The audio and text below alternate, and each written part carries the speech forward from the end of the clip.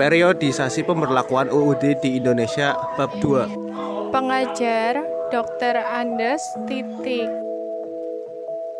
Assalamualaikum warahmatullahi wabarakatuh. Perkenalkan saya Walinana Muhammad Guntur. Perkenalkan saya Fatimah Sumaya.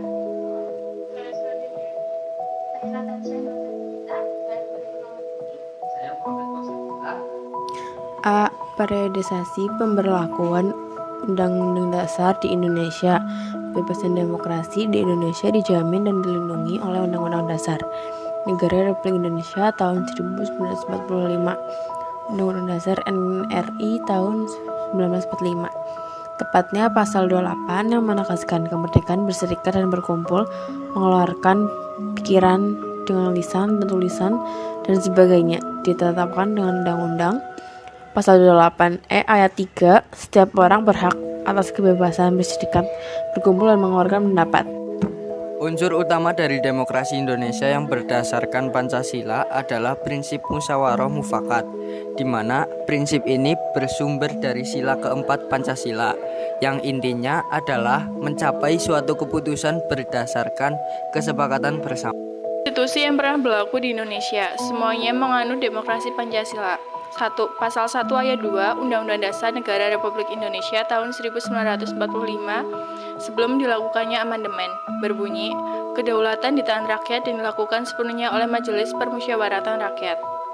2. Pasal 1 ayat 2 Undang-Undang Dasar Negara Republik Indonesia tahun 1945 sesudah diamandemen berbunyi, kedaulatan di tangan rakyat dan dilakukan menurut Undang-Undang Dasar.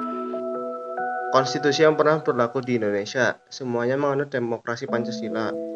Yang ketiga, dalam Konstitusi RIS Pasal 1 ayat 1, Republik Indonesia Serikat yang merdeka dan berdaulat ialah suatu negara hukum yang demokratis dan berbentuk federasi.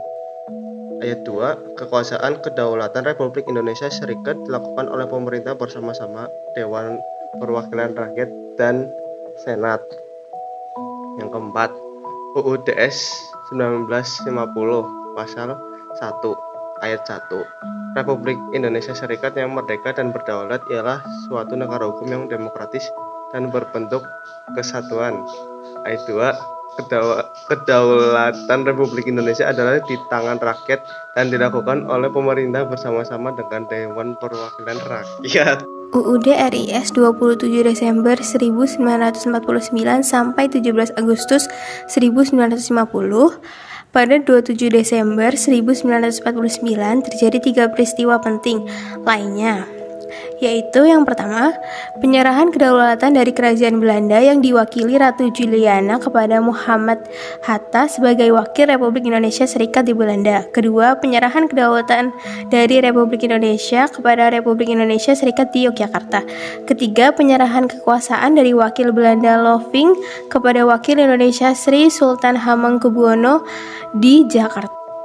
2. Undang-Undang Dasar Sementara atau UUDS 17 Agustus 1950 sampai 5 Juli 1959.